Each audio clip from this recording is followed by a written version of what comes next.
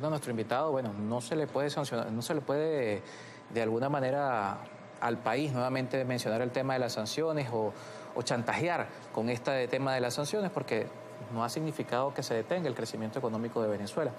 Y decía nuestro invitado que el país, a pesar de ello y a pesar de toda la coyuntura política, bueno, ha avanzado en este camino y es la idea seguir avanzando. Pero el 28 de julio marca un episodio en particular en el que los países ahora le piden a Venezuela que muestre las actas, que esta coyuntura política cambie un poco, porque si bien el gobierno quiere seguir avanzando en esta senda, hoy el mundo hace como una pausa en cualquier tipo de relacionamiento con Venezuela hasta que no se pueda dilucidar lo que allí pasó. ¿Es posible avanzar en esta incertidumbre que tienen los políticos, por lo menos en el extranjero? No son los países, es un grupo de países. La comunidad internacional se compone de 200 países casi. Y algunos de esos países, sobre todo que responden a la lógica geopolítica de los Estados Unidos, se han alineado en esa actitud, y más que actitud, en esa estrategia injerencista. O sea que los Estados Unidos se caracterizan por eso, por intervenir en los asuntos internos de las naciones, y eso no lo podemos permitir nosotros.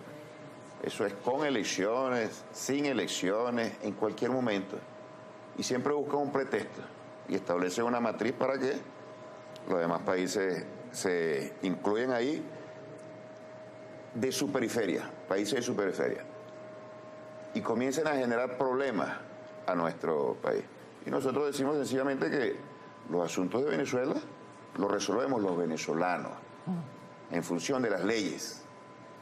Ese elemento también lo tenemos que incorporar, porque no lo resolvemos nosotros a punta de balas y a punta de terror y asesinato de la gente y destrucción de la propiedad privada y de la propiedad pública, en el marco de las leyes y de la Constitución. Y eso es lo que se está haciendo. Eso es lo que se está haciendo. Y yo te digo, el consenso nacional es tan amplio en torno a la necesidad de la paz, es decir, execrar la violencia, execrar la política y todo el fomento del odio y del terror que propulsan fuerzas políticas de la ultraderecha, en plena sintonía con los Estados Unidos. Esto no es casualidad. Aquellos dicen sanciones, estos dicen sanciones. Aquellos dicen desconocimiento, estos dicen desconocimiento. Estos dicen que van a alterar el orden público, aquí tratan de alterar el orden público. Es una cosa, causa y efecto. Son punta de lanza de esa política. Pero eso no va a afectar ya lo que nosotros estamos ocurriendo. Y el consenso es tan amplio que sectores políticos, salvo uno, están todos esperando que el árbitro decida, que es el Tribunal Supremo de Justicia, en esta instancia de este proceso. Seguramente ustedes lo han tratado con suficiente profundidad en este programa en otras oportunidades. Claro. Pero la Constitución establece claramente quién es el que puede abocarse ante una controversia y ante un contencioso. Y el recurso contencioso electoral lo introdujo el presidente en su momento respectivo al Tribunal Supremo de Justicia. Lo estoy evaluando. Eso es lo que dice la ley. Y eso es lo que se ha aplicado en otros países, por cierto, entre ellos Brasil. Y eso es lo que nosotros estamos esperando. ¿Para qué? Para corroborar lo que ya dijo el Consejo Nacional Electoral, que es el único que puede dar. Entonces, toda otra iniciativa, todos los otros recursos o instrumentos que se estén utilizando para tratar de alterar la voluntad del pueblo en el ejercicio democrático, todo aquello que se haya hecho con el único propósito de caotizar el país, de generar contradicciones entre la población y que éstas escalen a niveles de violencia que no son típicos de la forma y la cultura de vida de nuestro pueblo, tiene como propósito único generar una situación de ingobernabilidad. Y nosotros lo veníamos diciendo en pleno proceso electoral. Hay una fuerza política que está representada en la señora María Machado y en el señor González. Hay una candidatura y una estrategia electoral que no tiene ni un fundamento democrático y mucho menos pacífico, sino que tenía un propósito insurreccional. Y eso es lo que se ha activado. Y eso es lo que se activa. Entonces todo el país... Pero ellos están pidiendo que se muestren las actas. Ajá, y nosotros estamos activando... Han dicho una frase aquí varios invitados que dice, el que canta bingo muestra el cartón.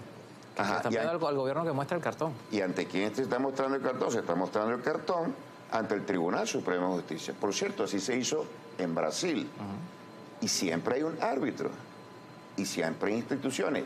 Si los actores políticos conocen las leyes y saben que esos son vías para superar cualquier tipo de controversia, ¿por qué van y por qué recurren a la violencia, incluso antes de que se transiten estas vías que ya han sido activadas? ¿Por qué lo hacen?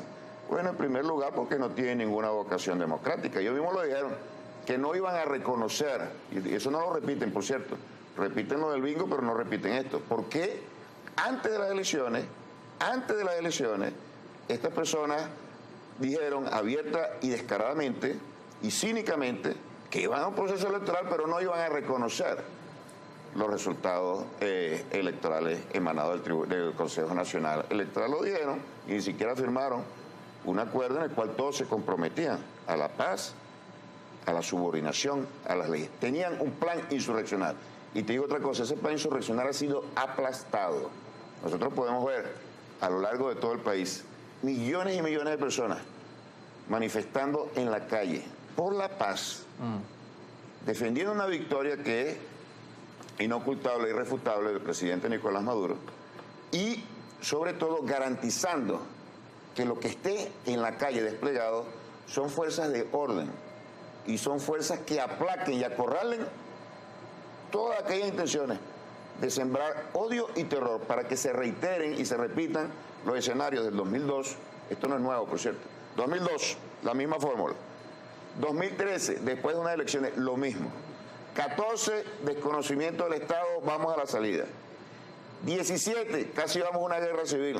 Fue atajada por la Asamblea Nacional Constituyente. 19 y 20, todos contaron con dos denominadores comunes. Los mismos actores aquí en Venezuela y el mismo promotor a nivel internacional. Entonces nosotros decimos que bueno, ya esto llegó a su llegadero.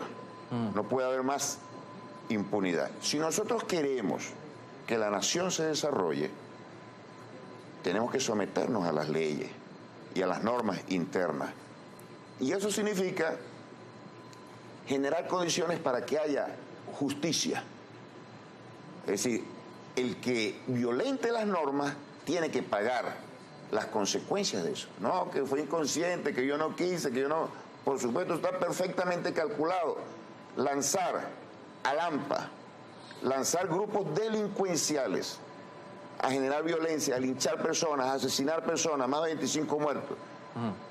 Dos militantes del Partido Socialista Unido de Venezuela, de las estructuras nuestras, dos funcionarios del orden público, incendiaron hospitales, incendiaron escuelas, incendiaron módulos de policiales, incendiaron... Claro, para finalizar, eso es hacer política. Pero, esa es la antipolítica. No hay una narrativa de Edmundo González ni de María Corina Machado llamando a la violencia. Ellos por supuesto que sí lo hicieron, pero bueno, ¿cómo lo va a desconocer? No hay una locución pública donde ellos va a desconocer?